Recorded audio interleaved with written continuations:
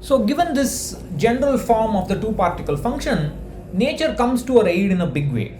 So if I take psi of x1 x2 and interchange 1 and 2 and make it psi of x2 x1, then there seems to be only two possibilities. So if I interchange the two particles, I either get the same wave function or I get the same wave function with a negative sign in front. So if I get the same wave function, it is called a symmetric wave function, and if I get the same wave function with a negative sign in front, then it's an antisymmetric wave function. So if I consider this exchange of particles as an operation, then you can see that the eigenvalue is either +1 in the case of symmetric wave function, or it is -1 in the case of antisymmetric wave function. So nature helps us out by saying, look, there are only two types of particles. Particles whose many body wave function upon exchange of any two particles gives you the same wave function, or particles upon exchange of any two states give you the same wave function with a negative sign. So either you get this possibility or you get that possibility. So you have particles whose wave functions are symmetric, that is, upon exchange of particles they give you the same wave function, or particles whose wave functions are antisymmetric. Upon exchange of particles they give you the same wave function but with a negative sign in front. So there are only two possibilities. So nature helps us. Without this, we would have hit a stumbling block. We would have never fixed the values of C1 and C2. But now we know that there are only two cases, and so it's very easy to write the two particle wave function which is symmetric upon exchange in a fashion like this. So if I take this form, and you can try it yourself, take this form of psi of x1 x2 and interchange x1 and x2, and you will get the same wave function psi of x1 x2. Whereas in the antisymmetric case, if I write this with a negative sign in the center, then you can easily show that if I exchange x1 and x2, you will get a negative sign in front of psi of x1 x2. So this is the only way you can construct a two particle symmetric wave function, and the only way you can construct a two particle antisymmetric wave function. Of course, for three particle and so on, things get little complicated.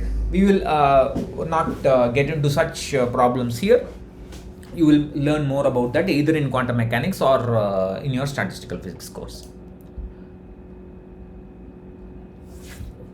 Now, there is a theorem that connects the spin of a particle with the kind of behavior its wave function has, and that's called the spin statistics theorem. So for particles whose wave function is symmetric upon exchange, it turns out that those particles have intrinsic spin as always integral. That is the intrinsic spin, which is the spin of the electron, or there are other intrinsic spins called isospin and so on in nuclear physics and so on. Those intrinsic spins are always integral for a two particle for a n particle wave function which is symmetric in nature in general. So examples of intrinsic spin is s equal to 0, s equal to 1, s equal to 2 and so on. S equal to 0, the most common example is that of lattice vibrations. The quanta of lattice vibrations is called phonons. Those have got s equal to 0 spin. Then photons, the quanta of light, have got s equal to 1 spin. Then gravitons, the quanta of gravitational waves, that is a gravitational force, have got a spin of s equal to 2. And all of them obey what is known as Bose-Einstein statistics. The spin statistics theorem also says that for wave functions which are antisymmetric, for an n particle wave function which is antisymmetric in nature, those particles have got intrinsic spin which is half integral. So the spin will be 1 by 2, 3 by 2, 5 by 2 and so on. So and these are called fermions, and they obey Fermi-Dirac statistics. In the previous case, such particles were called bosons, obeying Bose-Einstein statistics, and particles with half integral spin and antisymmetric wave function are called fermions and obey what is known as Fermi-Dirac statistics. And as far as I know, there is no elementary particle which has got a spin greater than half. For example, electron has got a spin s equal to half, the proton has a spin half, neutron is a spin half particle, I think the quarks also have something like half. I don't remember. I'm sorry if I'm wrong. You have to go check. It's been a long time since I did my nuclear physics. But there is no elementary fermion with a 3/2 or a 5/2 spin, as far as I know. But there can be composite particles. That is a combination of electrons with a effective spin of 3/2, effective spin of 5/2, and so on. That's possible. Now, we will not be talking about bosons any further, Bose-Einstein statistics any further. That is not what we are interested in, because we are interested only in electrons, and so we are going to be only talking about certain aspects of the Fermi-Dirac statistics.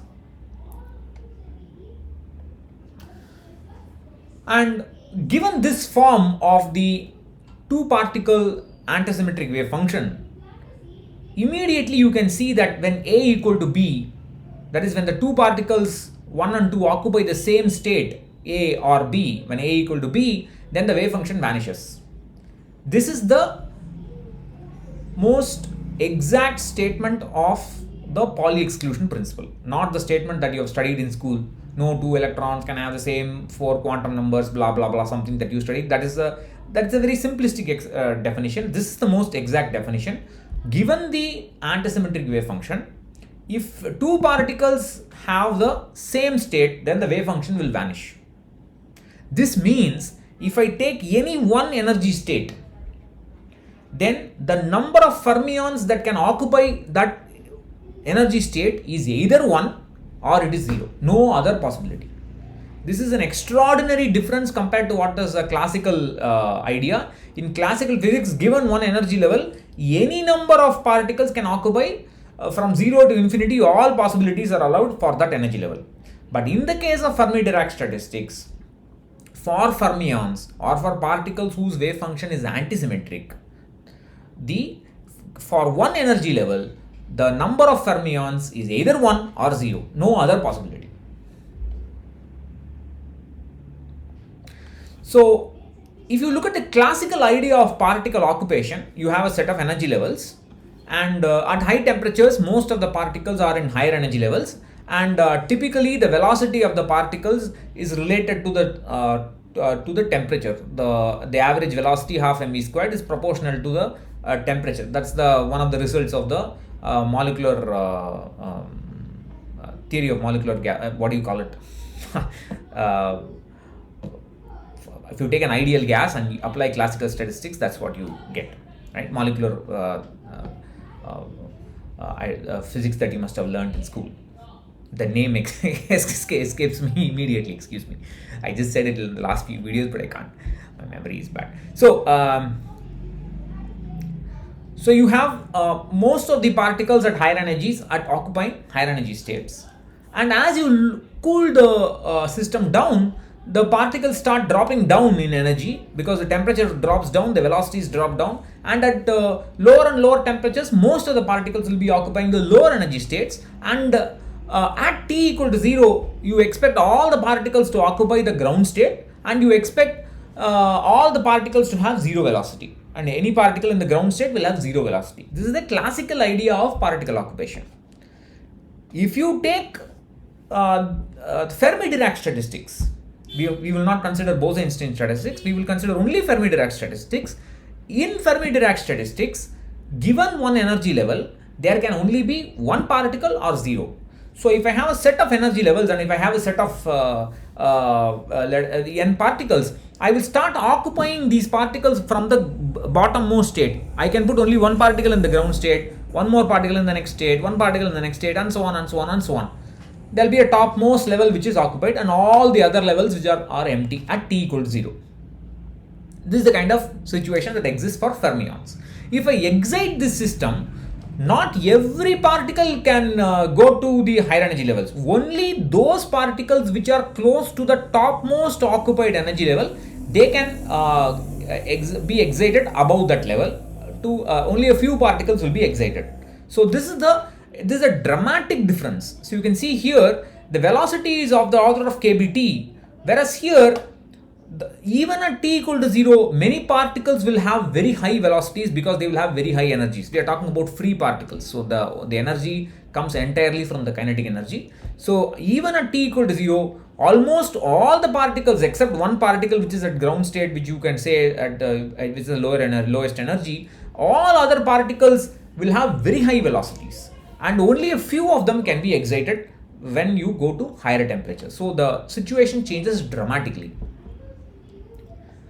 Particularly for electrons, what happens is, because electrons have an intrinsic spin, for a given value of kinetic energy, you can have two electronic states having the same energy. That is, an upspin electron can have the same kinetic energy, a downspin electron can also have the same kinetic energy. So each of these levels are doubly degenerate. So two particles, there are two levels here. So given this energy state, there are two spin states here. Upspin can also have the same energy, downspin can also have the same energy. They do not violate the Pauli exclusion principle because the two quantum numbers are different. The ms equal to plus half for one, ms equal to minus half for the other. They do not violate the Pauli exclusion principle. So every state is doubly degenerate, and you can have two particles here, two particles here, two particles here, and up to the highest level can be filled at t equal to 0. This highest level is called the Fermi level. In a stat physics class, you will call it the chemical potential, but in a solid state physics class or a condensed matter physics class, you will be calling it as a Fermi level. So the highest filled level is called the Fermi level at t equal to 0. At higher energy states, again, only a fraction of these electrons can be excited to higher levels. So you can see how dramatically the occupation probabilities have become different.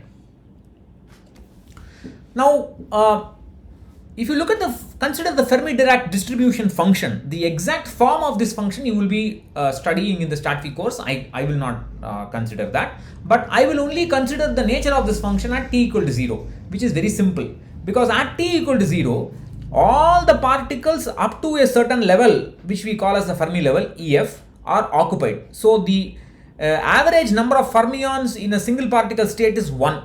Up to all these energy levels will be completely occupied. The occupation probability will be 1, and then above EF, the occupation probability drops down like a step function, and all these levels will have 0 occupation. So occupation probability is 0. So this step function is the simple idea of the Fermi-Dirac function or distribution function at t equal to 0. If I consider the exact form of the Fermi-Dirac function, which you will study in that course, notice that if I heat the system even at 500 Kelvin, you can see it does not differ too much from the step function. A very small amount of electrons present here are excited to energies above Fermi level here. Just a small gap. This is a small gap here that has been excited. So very, very few electrons have moved above the Fermi level, even at a temperature about 200 degrees, more than room temperature at 500 Kelvin. You have to go to 5000 Kelvin to excite a significant amount of electrons above the Fermi level, and you can see the kind of temperatures needed to excite all the electrons, almost all the electrons from below the Fermi level to above the Fermi level. These are not realistic situations for most of the time. So that can be expressed in a simple way like this. So the Fermi-Dirac occupation, the probability of occupation has a step function at t equal to 0, but at temperatures above 0, there's a very small deviation in the step function, and you can see that only above for a delta E, about that mu is basically the chemical potential or the Fermi level. About that Fermi level, for a delta E, for a distance in energy delta E of kBt, there's a small deviation. Only a small fraction of electrons get excited from below the Fermi level to just above the Fermi level. This means that only a fraction of the total number of electrons available in a metal participate in electrical conduction, participate in the DC electrical conduction, AC electrical conduction, Hall effect, thermopower, thermal conductivity, all those physical properties that we have studied in the previous class. Only a fraction of the electrons are participating in it, whereas we had considered in the Drude model all the electrons to participate in AC conduction, DC conduction, thermal conductivity, etc. But that is not true. Only a fraction of the total electrons which are excited above the Fermi level are capable of participating when you apply an external electric field, magnetic field, temperature gradient, etc. Only a fraction of them participate. This is a very important distinction, and that will govern how the properties of the electron gas changes. So in the next video, we will consider the ground state properties of the electron gas.